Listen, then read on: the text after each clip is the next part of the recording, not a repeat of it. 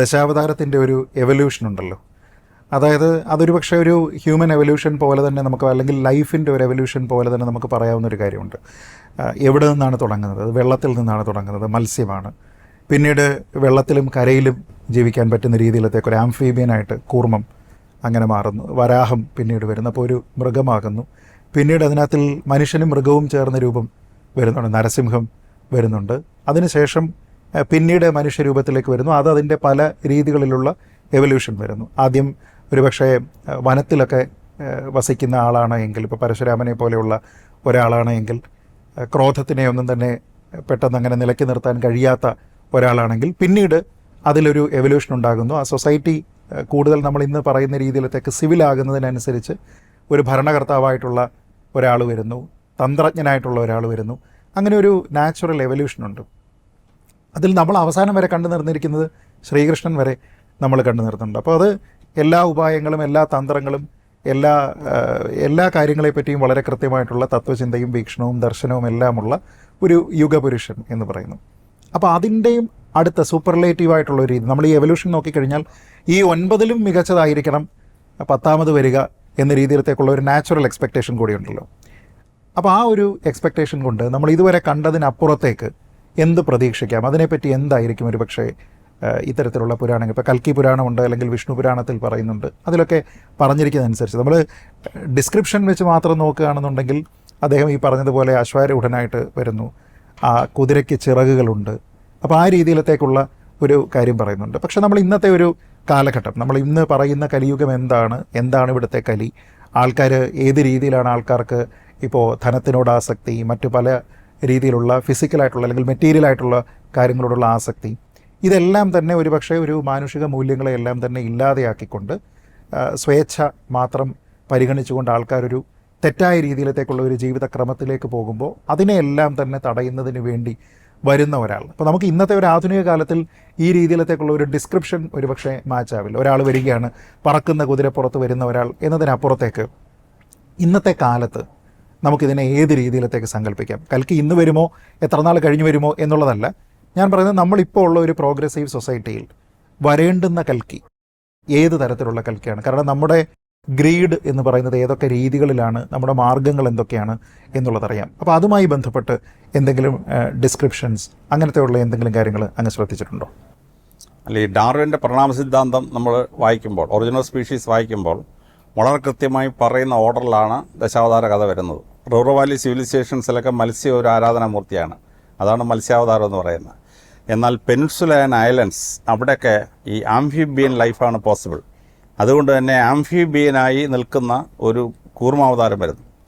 മൂന്നാമതെന്ന് പറയുന്നത് വൈൽഡ്, കാട്ടിൽ ജീവിക്കുന്ന സമയത്ത് കാട്ടിലെ ജീവിക്കുന്ന ജീവിയാണ് ഈ വരാഹാവതാരം.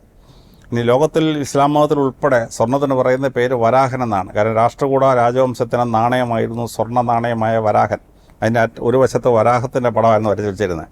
ഈ സ്വർണ്ണ നാണയം അറബികൾ ഉൾപ്പെടെയുള്ളവർ ട്രാൻസാക്ട് ചെയ്തപ്പോൾ അവർ ആ നാണയത്തെ വിളിച്ച പേര് വരാഹൻ. മുസ്ലിങ്ങൾക്ക് ഇഷ്ടമില്ലാത്ത മുഴുവനാണ് ഈ പന്നി, പക്ഷേ അവരുടെ ഭാഷയിലും സ്വർണ്ണത്തിൻ്റെ പേര് വരാഹൻ എന്നാണ്. അപ്പോൾ ഈജിപ്തിലെ ഏറ്റവും പ്രധാനപ്പെട്ട ദൈവസങ്കല്പമാണ് സ്ഫിങ്സ് എന്ന് പറയുന്നത്. മനുഷ്യൻ്റെ മുഖവും സിംഹത്തിൻ്റെ ശരീരവും. എന്നാൽ സ്ഫിങ്സിൻ്റെ ഏറ്റവും വലിയ പ്രതിമകളെല്ലാം കിട്ടിയിരിക്കുന്നത് ആര്യ സംസ്കാരത്തിൻ്റെ ഭാഗമായിട്ട് ഇറാനിലും അഫ്ഗാനിസ്ഥാനിലും 68 മീറ്റർ പൊക്കമുള്ള അതിനെ സിംഹനരൻ എന്നാണ് അഫ്ഗാൻ ഭാഷയെ വിളിക്കുന്നത്.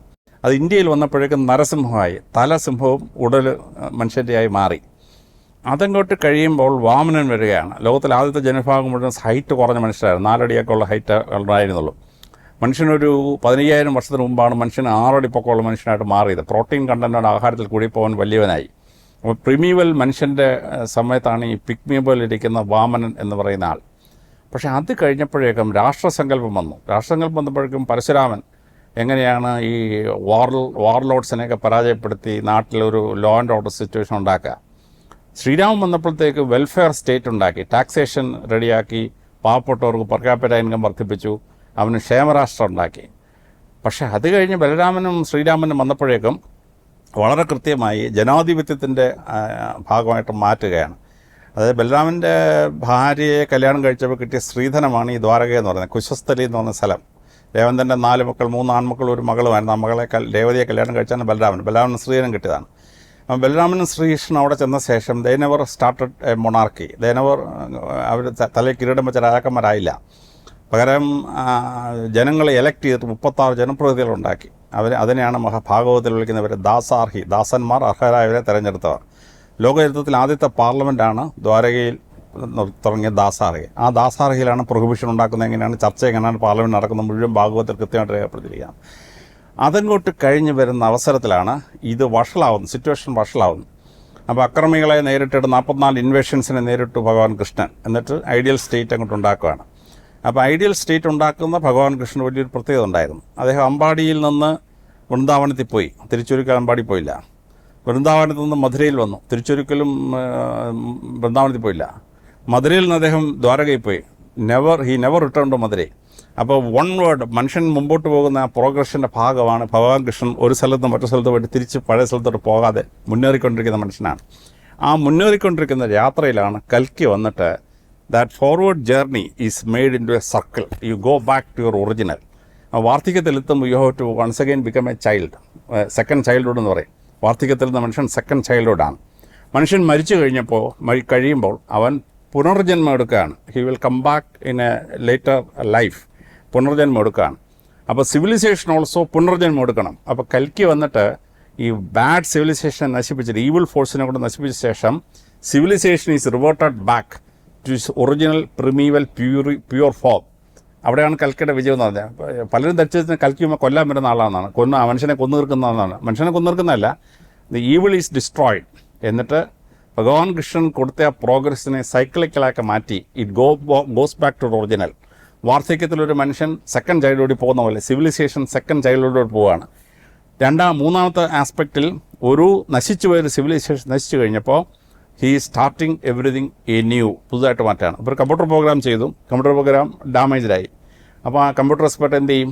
അതിനെ ഇറേസ് ചെയ്തിട്ട് പുതിയൊരു പ്രോഗ്രാം ക്രിയേറ്റ് ചെയ്യും. അപ്പോൾ അഡ്മിനിസ്ട്രേഷൻ ഉണ്ടാക്കണം. അപ്പോൾ കേരളത്തിലെ റേഷൻ കാർഡ് മുഴുവൻ സ്റ്റെബിലൈസ് ചെയ്യണം. One computer engineer devises a new program. അപ്പോൾ കമ്പ്യൂട്ടർ യുഗത്തിൽ പുതിയ പുതിയ പ്രോഗ്രാമിലൂടെ ലോകത്തെ അഡ്വാൻസിലേക്ക് കൊണ്ടുവരികയാണ്. ആ സിവിലൈസേഷനകത്ത് ഒരു റിഫോം ആൻഡ് റിവിഷൻ ഉണ്ടാക്കണം. ആ റിവിഷനാണ് കൽക്കി അച്ചീവ് ചെയ്യുന്ന വലിയ നേട്ടം. അപ്പോൾ ഇപ്പോഴത്തെ സിറ്റുവേഷൻ എന്ത് പറ്റിയെന്ന് അറിയാമോ? മനുഷ്യൻ വേണ്ട, ആർട്ടിഫിഷ്യൽ ഇൻ്റലിജൻസ്. അപ്പോൾ യുദ്ധം ചെയ്യാൻ മനുഷ്യൻ വേണ്ട, കറി വെക്കാൻ മനുഷ്യൻ വേണ്ട, ഓപ്പറേറ്റ് ചെയ്യാൻ മനുഷ്യൻ വേണ്ട, ആർട്ടിഫിഷ്യൽ ഇൻ്റലിജൻസ്. അപ്പോൾ മനുഷ്യൻ അപ്രത്യസ്തമാകുന്ന ഒരു യുഗത്തിലേക്ക് വരുമ്പോൾ മനുഷ്യൻ്റെ സിവിലൈസേഷണൽ പ്രോഗ്രസ്സിൽ എല്ലാം ഏത് സമയത്ത് റിന്യൂ ചെയ്യാൻ പോകുന്ന മോഡേൺ സയൻസിൻ്റെ കൺസെപ്റ്റാണ് കൽക്കിയുടെ അവതാരം. അപ്പോൾ നമ്മളെല്ലാ മനുഷ്യരും വളരെ മോശമായ അവസരത്തിൽ ഇതെല്ലാം നഷ്ടപ്പെട്ടിട്ട് നല്ലൊരു യുഗം ഉണ്ടാവുമെന്ന് പ്രതീക്ഷിക്കും. ആ നല്ല യുഗം കൊണ്ടുവരുന്നതാണ് കൽക്കി, അല്ലാതെ ഉള്ള സിവിലൈസേഷൻ നശിപ്പിക്കുന്ന അന്തകനല്ല കൽക്കി. ഇതാണ് സാധാരണ മനസ്സിലാക്കേണ്ട കൽക്കി. ചുരുക്കി പറഞ്ഞാൽ ഒന്നിൻ്റെയും അന്തകനല്ല കൽക്കി, നേരെ മറിച്ച് നമ്മുടെ ചാക്രികമായിട്ടുള്ള ഒരു ജീവിതക്രമം അത് ഏതൊരു സമയത്താണോ റീസെറ്റ് ചെയ്തിട്ട് വീണ്ടും ഒരു സത്യയുഗം ആരംഭിക്കേണ്ടത്, അതിന് നാന്ദി കുറിക്കുന്നതിന് വേണ്ടി എത്തുന്നയാളാണ് കൽക്കി എന്നുള്ളതാണ് നമ്മുടെ പുരാണങ്ങളിൽ നിന്ന് നമ്മൾ കൽക്കിയെക്കുറിച്ച് മനസ്സിലാക്കുന്നത്. എന്തായാലും കൽക്കി സിനിമ വന്നതോടുകൂടി വളരെ റെയറായിട്ടാണ് നമ്മളൊരു പക്ഷേ ഈ സമീപകാലത്തൊക്കെ തന്നെ കാണുന്നത്. ഹിന്ദുമതത്തിലെ ചില കോൺസെപ്റ്റുകളൊക്കെ തന്നെ വളരെ പോസിറ്റീവായിട്ട് ചർച്ച ചെയ്യപ്പെടുന്നു. കൂടുതൽ ചർച്ചകൾ ഉണ്ടാകട്ടെ. ആൾക്കാർ നമ്മുടെ മതത്തിനെ, വിശ്വാസത്തിനെ, ഇതിലുള്ള എല്ലാ വിധത്തിലുള്ള സിംബലുകളെ കൃത്യമായി മനസ്സിലാക്കട്ടെ എന്ന് പ്രത്യാശിക്കുന്നു. എല്ലാവർക്കും നന്ദി, നമസ്കാരം.